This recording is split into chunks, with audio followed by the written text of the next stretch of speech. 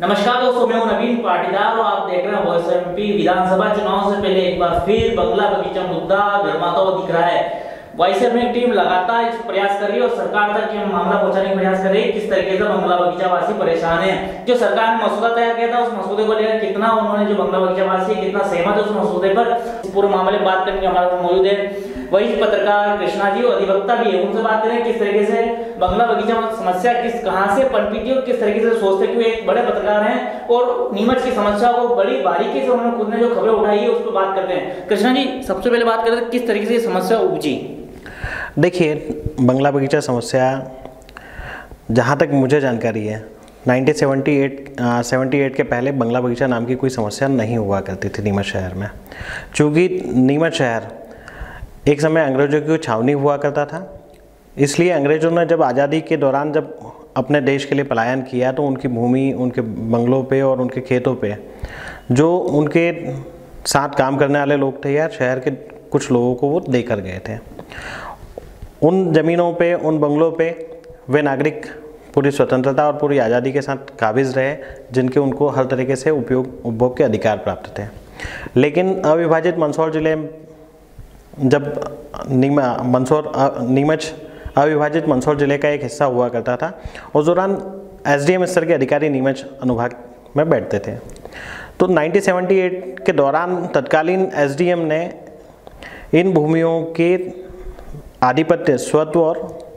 अधिकारों को लेके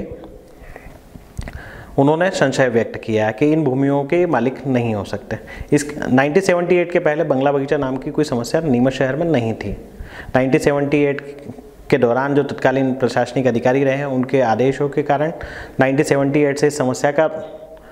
जन्म हुआ और तभी से यह समस्या आज भी नीमच शहर के लगभग 40 से 50 हज़ार लोगों के सामने एक बड़ी समस्या बन के खड़ी है। और नीमच शहर का जो मेन व्यावसायिक क्षेत्र है जिसको छावनी कहा जाता है, उसमें अधिकांश हिस्सा बंगला बगीचा क्षेत्र का आता है। कृष्ण जी, अगर बात की जाए, सरकार ने एक मसौदा यहाँ से तैयार करके शिवराज कैबिनेट में लगे, वहाँ पर एक गाइडलाइन तैयार की, एक प्रस्ताव वहाँ रखा गया। उस प्रस्ताव से जो है एक नियम बन के सामने आया जिसमें जो है यहाँ नियम थोपा गया बंगला बगीचा वासियों। इस नियम को लेकर किस तरह से आप सोचते हैं? देखिए, राज्य सरकार की कैबिनेट में ये प्रस्ताव पारित नहीं हुआ। ये मंत्री स्तरीय एक समिति गठित हुई थी जो तत्कालीन प्रभारी मंत्री अर्चना चिटनिस जी के अध्यक्षता में समिति बनी थी, जिसमें स्थानीय जनप्रतिनिधि भी सदस्य थे। और 26 मई 2017 को बंगला बगीचा व्यवस्थापन नियम का राजपत्र में प्रकाशन हुआ और उसी के बाद से ये नियम प्रचलित हुए। लेकिन इसकी एक विसंगति देखिए कि जो मंत्री स्तरीय समिति ने जो बंगला बगीचा व्यवस्थापन नियम को पारित किया या जो मंजूरी दी, वे प्रस्ताव नीमच से भेजे ही नहीं गए थे। दरअसल तत्कालीन नगरपालिका अध्यक्ष राकेश जैन जी ने और उनकी टीम ने एक मसौदा तैयार किया था जो जनहितैषी था और उसमें भूमि के क्षेत्रफल को लेकर या आवास के क्षेत्रफल को लेकर किसी तरह की कोई सीमाएं नहीं थी। उसमें वर्गीकरण जरूर किया गया था, लेकिन उसमें 5000 वर्ग फीट से अधिक भूमि के लिए भी प्रावधान किए गए थे।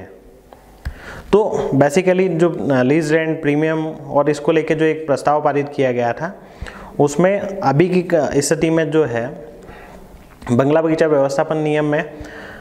5000 स्क्वायर फीट तक जो 10% लीज रेंट या प्रीमियम का एक जो प्रावधान किया गया, वो नगरपालिका द्वारा भेजे गए प्रस्ताव में इतना लीज रेंट और प्रीमियम था ही नहीं। 5000 वर्ग फीट तक के लिए जो आज 10% लीज रेंट या प्रीमियम उसमें बताया गया है, वो नगरपालिका द्वारा भेजे गए प्रस्ताव में 5% ही था। चूँकि नीमच नगरपालिका ने जो एक पूरा प्रारूप बना के भेजा था यहाँ से एक पूरा प्रस्ताव, उसमें नगरपालिका नीमच सीमा अंतर्गत छावनी क्षेत्र स्थित भूमि के व्यवस्थापन के लिए नियम उन्होंने बना के भेजा था 2015 का। लेकिन उस नियम या उस मसौदे को तो एक आउटलाइन की तरह लिया गया, लेकिन मंत्री स्तरीय समिति में शामिल अधिकारियों ने अपने मनमानी तरीके से शासन के खाते में राजस्व अधिक से अधिक पहुँचे, उसके लिए मनमाने तरीके से प्रावधान किए। और यही कारण हुआ कि नीमच शहर के बंगला बगीचा क्षेत्र के जो नागरिक हैं, व्यापारी हैं, उनका शोषण हुआ। कृष्ण जी, बड़ी बात यही है कि राज्य सरकार को पहुंचे, प्रशासन को पहुंचे, प्रशासनिक अधिकारी और वहाँ से जो टीम बैठी थी उन्होंने पूरे इस मसौदे को बदल दिया, आपने जो कहा है। तो क्या माना जाए कि स्थानीय नेताओं की वहाँ पर नहीं चली है? स्थानीय नेताओं का भी जो है मन में था कि समस्या को हल किया जाए, चाहे भारतीय जनता पार्टी की बात की जाए, कांग्रेस की बात की जाए। देखिए, सबसे मूल बात तो जो जनप्रतिनिधि निर्वाचित होकर पहुँचे थे, जैसे नगरपालिका अध्यक्ष राकेश जैन जी की बात की जाए या विधायक दिलीप सिंह जी परिहार की बात की जाए, उन लोगों ने जो मसौदा या जो प्रस्ताव तैयार किए थे वो कुछ हद तक जनता के हित में थे। लेकिन ऊपरी स्तर पर जो प्रमुख सचिव स्तर के अधिकारी थे, प्रमुख सचिव स्तर के अधिकारी या आयुक्त नगरीय प्रशासन विकास विभाग जैसे जो बड़े अधिकारी थे, उनका मूल उद्देश्य था शासन के हित में, शासन के खाते में अधिक से अधिक राजस्व पहुँचे। उन्होंने जनता के हितों को नकारने की कोशिश की। हमारे यहाँ के जनप्रतिनिधियों ने अपनी बात रखने की भी कोशिश की, लेकिन वे ज़्यादा प्रभावी तरीके से अपनी बात को नहीं रख सके, और यही कारण है कि अधिकारियों ने मनमाफिक तरीके से बंगला बगीचा व्यवस्थापन के नियम बनाए और उसमें मनमाने तरीके से लीज रेंट और प्रीमियम का प्रावधान किया। कृष्ण जी, अगर बात की जाए तो उस मसौदे में जहाँ तक जानकारी जो खबरें निकल के सामने आई थी, उसमें जो हिबानामा की बात की जाए, हिंदुवादी बंटवारे की बात की जाए, तो ये कोर्ट आप तो अधिवक्ता भी आप खुद मानते हैं कि सुप्रीम कोर्ट, हाई कोर्ट इसको मान्य है, लेकिन नगर पालिका ने जो अमान्य कर दिया, इसको मान्य नहीं थी, तो क्या मानते हैं किस तरीके से जो है अधिकारी जो है एक तरफा चला रहे थे अपने? देखिए, जहाँ तक मुझे जानकारी है, अगर किसी भूमि या संपत्ति से जुड़ा कोई दस्तावेज अगर 30 वर्ष से अधिक पुराना है तो उसकी सत्यता या उसकी सत्यता के बारे में माननीय न्यायालय भी ये अवधारणा करता है कि वो दस्तावेज सत्य ही होगा, चाहे वो रजिस्टर्ड हो या ना हो। उसकी कोई बाध्यता नहीं है, वो नोटराइज भी हो सकता है। यदि वो दस्तावेज 30 वर्ष से अधिक पुराना है तो माननीय न्यायालय की अवधारणा ही रहती है कि वो दस्तावेज सत्य ही होगा जब तक उसे कोई चुनौती ना दी जाए। तो ऐसी स्थिति में अगर अधिकारियों ने मनमाफिक तरीके से जो नियम बनाए हैं, क्योंकि मुस्लिम विधि के हिसाब से हिबानामा, हिंदू रीति के हिसाब से वसीयत, दान पत्र, या सारी चीज़ें जो हैं वो मान्य की जाना चाहिए। उन पे रजिस्टर्ड होने की कोई बाध्यता, क्योंकि हम सभी लोग समझते हैं कि पुराने हमारे जो सनातन धर्म है या मुस्लिम धर्म ही ले लें, जो पारिवारिक रूप से बंटवारे होते थे वो भी मौखिक बंटवारे मान्य होते थे, और मौखिक बंटवारों के आधार पे जो संयुक्त परिवार होते थे उनमें भाइयों के बीच में संपत्तियों का बंटवारा होता था, और उन्हीं मौखिक बंटवारों के आधार पे लोग अपनी संपत्तियों पे काबिज भी हैं। तो पुरानी जो व्यवस्था थी उसमें कहीं रजिस्टर्ड दस्तावेज और उसके लिए बहुत ज़्यादा कोशिश नहीं थी, लोगों में जागरूकता का अभाव था, इसलिए लोग विधिवत विक्रय पंजीयन जो है वो पहले भी संपादित होते थे, लेकिन अधिकांश संपत्तियां सिर्फ एग्रीमेंट पे ही क्रय विक्रय कर ली जाती थी। तो ऐसे पुराने जो दस्तावेज हैं, 30 वर्ष से अधिक पुराने दस्तावेज हैं, जिनकी सत्यता के संबंध में कोर्ट माननीय न्यायालय अवधारणा करती है, ऐसे दस्तावेजों को बंगला बगीचा व्यवस्थापन नियम के तहत भी मान्यता दी जाना चाहिए। कृष्ण जी, अगर बात की जाए तो आप अधिवक्ता भी हैं और जर्नलिस्ट भी हैं, पत्रकार भी हैं। आपने बहुत बारीकी से नीमच को देखा, इस समस्या को देखा और उस पर भी आपने काम किया है, कई खबरें आपने भी प्रकाशित की है। अगर बात करें तो इस पूरे उलझन के पीछे बंगला बगीचा वासियों को किसने गुमराह किया? अधिकारियों ने गुमराह किया या फिर नेताओं ने गुमराह किया? क्योंकि बंगला बगीचा वासियों को तो कुछ मिला ही नहीं, बेचारा वो आज भी जमीन अपनी होकर भी अपनी नहीं मान पा रहे। देखिए, इसमें गुमराह करने वाला विषय नहीं है। कई बार मैं शहर के जो बंगला बगीचा वासी हैं उनसे भी एक अपील करूंगा, क्योंकि देखिए, अगर समस्या हमारी है, मुसीबत हमारे सामने है, तो उस मुसीबत या समस्या को प्रखरता या मुखरता से रखने की जिम्मेदारी भी हमारी ही होती है। जनप्रतिनिधि हो या अधिकारी, उन्हें कहा जाता है जनता के लिए, वो जनता के लिए हैं या जनता के लिए ही पदस्थ, जैसे अधिकारी हैं तो जनता की सेवा के लिए ही पदस्थ किए जाते हैं। शासन के स्तर पर उन्हें मूल दायित्व जन सेवा के लिए ही सौंपा जाता है। या हर 5 साल में जनप्रतिनिधि क्यों चुना जाता है? वो आपकी आवाज़ बनता है या आपकी समस्याओं को मुखरता से रखता है और उनको समाधान कराने की दिशा में प्रयास करता है। तो मेरा मानना ये है कि बंगला बगीचा वासियों को भी अपनी बात अपने जिम्मेदार जनप्रतिनिधियों तक पहुंचाना चाहिए, प्रभावी तरीके से पहुंचाना चाहिए। साथ में उनसे प्रश्न भी करना चाहिए कि हमारी इस समस्या का समाधान क्यों नहीं हुआ। कृष्ण जी, अगर बात की जाए, जिस तरह आपने कहा कि अपनी बात रखना हक होना चाहिए, लेकिन बंगला बगीचा वासियों को तो डरा जाता है, उनको अल्टीमेटम दिया जाता है कि इस तारीख तक जो है आप आए और अपनी जो लीज जमा कराएं, अपना व्यवस्थापन बोर्ड में जो आके अपना जो बंगला बगीचा जो अपने नाम करवाएं। तो इस तरह की जो लेटर जारी किया जाता है, गाइडलाइन दी जाती है 1 महीने की, तो कहाँ से बंगला बगीचा वासी बेचारा जो है वो अपनी आवाज़ उठाएगा? देखिए, किसी भी चीज़ से डरने घबराने की ज़रूरत नहीं है। अगर कोई नियम विसंगतिपूर्ण है तो उस विसंगति को जब तक दूर ना किया जाए तब तक उस नियम का पालन करना अनुचित होता है। और रही बात, आज मैं बंगला बगीचा व्यवस्थापन नियम के संबंध में एक बात कहूँ कि माना कि एक व्यक्ति किसी संपत्ति का मालिक है, बंगला बगीचा क्षेत्र की किसी संपत्ति का मालिक है और वो निर्विवादित रूप से मालिक है उस संपत्ति पे और काबिज भी है सालों से,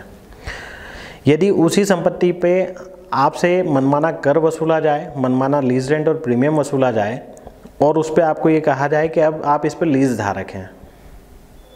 एक संपत्ति का मालिक होना और एक लीज धारक बना दिया जाना कि 30 वर्ष की अवधि के लिए सारी चीज़ें, यदि शासन ने बंगला बगीचा व्यवस्थापन नियम बनाए हैं तो लीज रेंट और प्रीमियम एक निर्धारित,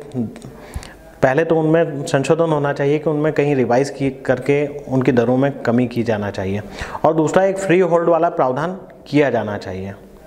आज मान लीजिए मैं किसी संपत्ति का मालिक हूँ और कल को मुझे कहा जाए कि आप लीज धारक हैं, अब आपको हर साल इस पर लीज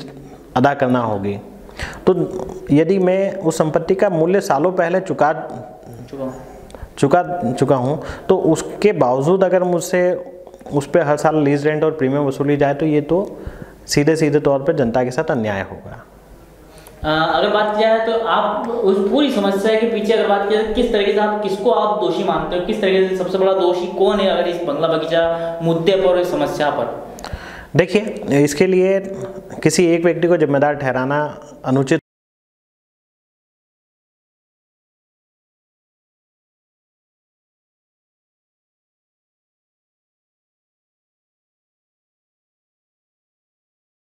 होगा, क्योंकि 1978 से बंगला बगीचा समस्या नीमच शहर में काबिज है और 1978 से लेकर 2003 तक कांग्रेस ने शासन किया मध्य प्रदेश में, और 2003 से वर्तमान तक कुछ समय छोड़ दिया जाए कमलनाथ जी के कार्यकाल को, तो तब से लेकर भाजपा ने मध्य प्रदेश की सत्ता में शासन किया है। तो दोनों ही पार्टियां, आज जो लोग एक दूसरे के ऊपर बंगला बगीचा समस्या के नाम पर गुमराह करने का या सारी चीज़ों का, लेकिन कहीं ना कहीं दोनों पार्टियों ने या दोनों राजनीतिक दलों के स्तर पे कुछ कमी रही है कि वो जनता को राहत देने, जो वो जनता या उस जनता को राहत देने में नाकाम रहे हैं जिन्होंने उन्हें निर्वाचित करने का, उन्हें यहाँ से प्रदेश की सरकार में अपने प्रतिनिधि भेजने का काम किया है, उनके साथ अन्याय है। आपने इस बंगला बगीचे पर पूरी स्टडी की है, किस तरीके से आपने इस पर, जिस तरह मैंने आपकी फाइल देखी, आप फाइल लेके लगातार जो इस पर प्रयास कर रहे हो, इस पर जो बंगला बगीचा को राहत दे रहे हैं, क्या समस्या आप किस तरीके से इस पर जो बड़ी जो बिंदु है उन बिंदु को जो है दूर करके इससे राहत बंगला बगीचा वासियों को दिया जा सकता है? देखिए, बंगला बगीचा व्यवस्थापन नियम जो बना है उसमें लीज रेंट और प्रीमियम की दरों में कमी होना चाहिए, दूसरा फ्री होल्ड वाला प्रावधान किया जाना चाहिए, किसी बंगला बगीचा वासी को लीज धारक ना बनाते हुए उसे उस संपत्ति का मालिक बनाया जाना चाहिए, दूसरा उनके सामने जो समस्याएं हैं हिबानामा, वसीयत, दान पत्र या अनुबंध पत्र या विक्रय पत्र, उनके आधार पे उनकी सत्यता को प्रमाणित करते हुए उन दस्तावेजों को वेरीफाइड करते हुए स्वीकार किया जाना चाहिए, उनके आधार पे भूमि और भवनों का व्यवस्थापन किया जाना चाहिए। अगर कृष्णा जी बात की जाए तो अब जिस तरीके से सरकार ने तो ये कानून बना दिया है, ठीक है, व्यवस्थापन बोर्ड बना दिया, उसमें जाके जो बंगला बगीचा वासियों को जाना है, तो अब इसको किस तरीके से स्थानीय लेवल पे इस समस्या को सुलझाया जा सकता है या फिर जो है वापस एक बार फिर जो सरकार के पास जाना पड़ेगा? देखिए, चूँकि नियम राज्य शासन ने बनाया है और ये एक बड़े हिस्से और बड़े नागरिकों के एक बड़े समूह से जुड़ा मसला है, तो ये स्थानीय स्तर पे नगरपालिका के स्तर पे हल होने वाला विषय नहीं है। नगरपालिका परिषद विशेष सम्मेलन आहूत करे और जनहितैषी प्रस्ताव उस मसौदे में शामिल करके, क्योंकि कोई कानून बनता है तो उसमें सुधार की गुंजाइश हमेशा होती है, उसमें संशोधन के लिए प्रावधान होते हैं। हमारे संविधान में भी कई सारे अनुच्छेद जिनमें संशोधन की जरूरत थी, जैसे अनुच्छेद 370 जम्मू कश्मीर में लागू था तो उसको केंद्र सरकार ने वापस लिया, उसको हटाया। ऐसे ही अगर बंगला बगीचा व्यवस्थापन नियम की अगर कुछ विधि संगत त्रुटियां हैं या उसमें जनता को राहत देने के पर्याप्त प्रावधान नहीं है तो उनको प्रावधान देके उस बंगला बगीचा व्यवस्थापन नियम में भी संशोधन किए जा सकते हैं। कृष्ण जी का बात, कृषि कानून वापस लिया जा सकता है, तो क्या ये एक कानून वापस नहीं लिया जा सकता और एक ऐसा नियम बना दिया जाए कि जो यहाँ पर नीमच नगर पालिका जो है इस पूरे समस्याओं को हल करे और जो जहाँ पर है उसको वहीं काबिज रखे और जो मूल राशि जो लेनी है बंगला बगीचा वासियों से वही ले और बाकी जो है सबको फ्री करे, ऐसा हो सकता है क्या? नहीं, स्थानीय स्तर पर देखिए, मैंने पहले भी कहा कि स्थानीय स्तर पर हल होने वाला विषय नहीं है। बंगला बगीचा व्यवस्थापन के नियम में संशोधन के लिए प्रस्ताव नगरपालिका पारित करे और उन प्रस्तावों को राज्य शासन को भेजे। आखिर अंतिम रूप से बंगला बगीचा व्यवस्थापन नियम में संशोधन का अधिकार राज्य शासन को ही है। अगर बात करें जिस तरह से अभी पहले अपनी बात हुई तो आपने देखा कि अधिकारियों ने कहीं ना कहीं जो पूरा जो मसौदा तैयार हो गया था उसमें कहीं ना कहीं उस मसौदे को पूरा बदल के रख दिया। तो आपने मानते हैं कि इस मसौदे को बदल के जिसने लगा स्थानीय नेताओं को इस पर जो जांच करनी चाहिए, अधिकारियों से सीबीआई जांच बिठानी चाहिए, पता तो चले कि आपने तो अच्छा मसौदा तैयार किया था लेकिन यहाँ के अधिकारियों ने पूरे मसौदे को बदल दिया, तो जनता को जो राहत मिलनी थी वो राहत नहीं मिली। नहीं, स्थानीय जनप्रतिनिधियों ने अपनी बात उचित फोरम पर पहुँचाने की कोशिश भी की गई, लेकिन अफसरशाही इस कदर हावी रही उस दौरान कि बंगला बगीचा व्यवस्थापन नियम में स्थानीय जनप्रतिनिधियों के आवाज़ को या उनकी बातों को ज़्यादा तवज्जो नहीं दी गई। यही कारण है कि अधिकारियों ने मनमाफिक तरीके से सिर्फ राजस्व एकत्रित करने का एक मसौदा पारित कर दिया जो जनता के साथ सीधे तौर पर अन्याय था। तो जनप्रतिनिधियों ने अपना दायित्व निभाने की कोशिश की, लेकिन वो उसमें 100% सफल नहीं हो पाए। अगर जिस तरीके से अभी बंगला बगीचा वासियों ने नीमच नगर पालिका अध्यक्ष स्वाति चोपड़ा को एक ज्ञापन दिया था और बताया तो उन्होंने बड़ी बात कही थी कि हमारी रजिस्ट्रियाँ बंद है लेकिन जो गाइडलाइन बढ़ाई जा रही है, ऊपर से ब्याज जो है उनको लग रहा है, प्रीमियम के ऊपर जो उनसे जो है ब्याज लिया जा रहा है, जो उन्होंने कहा है कि तो उससे लेकर आप क्या कहते हैं, किस तरीके से जो है ये गाइडलाइन की बात किया है, फिर ब्याज की बात किया है, तो क्या मानते हैं आप इसे? देखिए, जब तक जनहित में बंगला बगीचा व्यवस्थापन नियम में संशोधन जनहितैषी रूप से नहीं होता, तब तक बंगला बगीचा क्षेत्र की जो गाइडलाइन है उस पर यथास्थिति रखी जाना चाहिए, ताकि उसमें गाइडलाइन में शासन द्वारा जारी गाइडलाइन में इजाफा ना हो, जिससे लोगों के ऊपर विक्रय पंजीयन कराने के दौरान या बंगला बगीचा में व्यवस्थापन कराने के दौरान उन्हें तय गाइडलाइन के हिसाब से अधिक लीज रेंट और प्रीमियम की राशि ना चुकाना पड़े। व्यवस्थापन में जाने के व्यवस्थापन कराने के से पहले जो है एक पेलेंट्री बड़ी वसूली जा रही है, उसे लेकर बंगला बगीचा वासी परेशान है। जितना तो उनका बंगला है उससे ज़्यादा पेलेंट्री बन रही है उसकी, तो उसे लेकर आप क्या कहेंगे? देखिए, सबसे बड़ी चीज़ तो इसमें जो बंगला बगीचा व्यवस्थापन नियम बना है उसमें अभी भी कई सारे लोग अछूते हैं। जैसे जो व्यवस्थापन नियम बना है वो महज 5000 वर्ग फीट तक की भूमि या भवन के लिए है। उससे अधिक भूमि या भवन के लिए बंगला बगीचा व्यवस्थापन नियम में कोई प्रावधान किए ही नहीं गए, जबकि नीमच में बंगला बगीचा और खेत एक शब्द उस पूरे व्यवस्थापन नियम में शामिल नहीं है।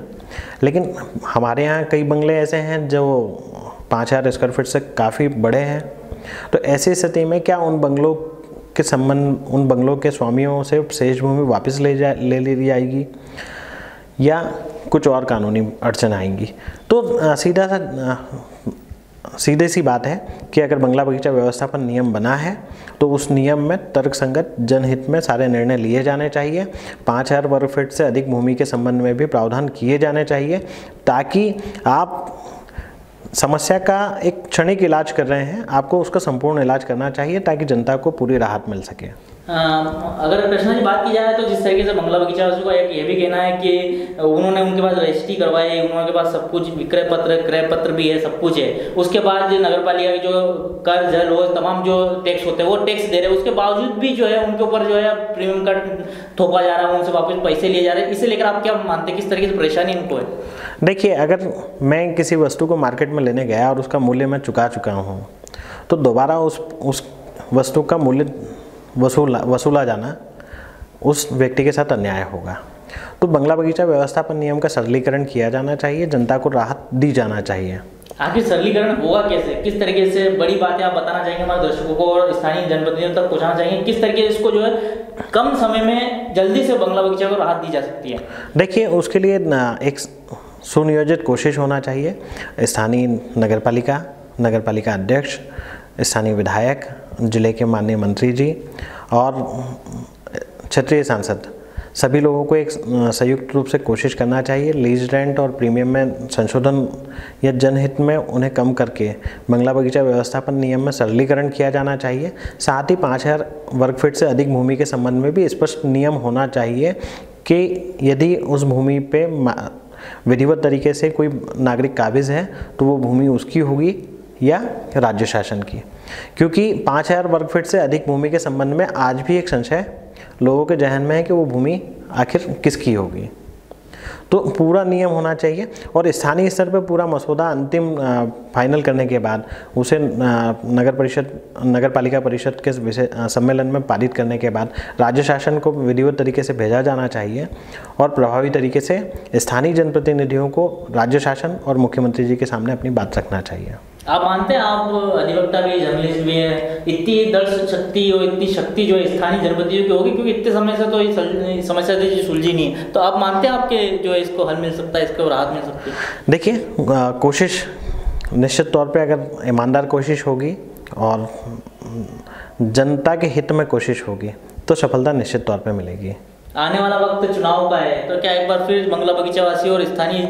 जो पार्टियां हैं उसके लिए चुनौती हो सकती है, आप मानते हैं? देखिए, आप एक पत्रकार के हिसाब से सोचे तो देखिए, मेरा नीमच जिले के जनप्रतिनिधियों से आग्रह है कि बंगला बगीचा को एक चुनावी मुद्दा ना बनाते हुए, चाहे भाजपा हो, कांग्रेस हो या आम आदमी पार्टी या अन्य कोई राजनीतिक दल, इसे चुनावी मुद्दा ना बनाते हुए विधानसभा चुनाव के पूर्व बंगला बगीचा व्यवस्थापन नियम में सरलीकरण किए जाना चाहिए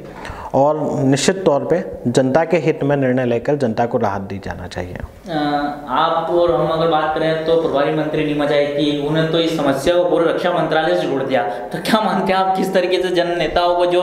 जिनको जनता नेता मानती है, उनको वोट देती है और इनसे आशा रहती है कि कम से कम हमारी समस्या का हल होगा, उनको यही नहीं पता रहता है कि ये राज्य शासन का मामला है या इस पर कमेटी बन चुकी है, प्रस्ताव बन चुका है, नियम बन चुका है, कानून बन चुका है, लेकिन उन्होंने तो बोले जो है रक्षा मंत्रालय का है, रक्षा मंत्रालय से बात हो चुकी है, मंत्री से बात हो चुकी है, इस किस तरह सोचते हैं आप? देखिए, प्रभारी मंत्री जी का एक संक्षिप्त दौरा था, उस दौरान उनकी काफ़ी व्यस्तता रही होगी। उन्होंने एक जो बात कहे हैं कि हो सकता है कि उन्होंने जल्दबाजी में कोई शब्द कह दिया हो, लेकिन नीमच की बंगला बगीचा समस्या काफ़ी गंभीर समस्या और हजारों लोगों के जीवन से जुड़ी समस्या है। क्योंकि एक चीज़ है, हर व्यक्ति आज के समय में, गरीब व्यक्ति के लिए अपना खुद का आशियाना बनाना और अपने लिए कुछ संपत्ति क्रय करना ताकि उनका भविष्य सुरक्षित हो, एक बड़ा सपना होता है। तो ऐसे हजारों लोगों के सपनों को लेकर जिले के जनप्रतिनिधियों को, जिले के प्रभारी मंत्री जी को और बाकी सभी लोगों को संवेदनशीलता दिखाना चाहिए, गंभीरता दिखाना चाहिए, ताकि जनता के हित में बंगला बगीचा व्यवस्थापन नियम का सरलीकरण हो सके और जनता के हित में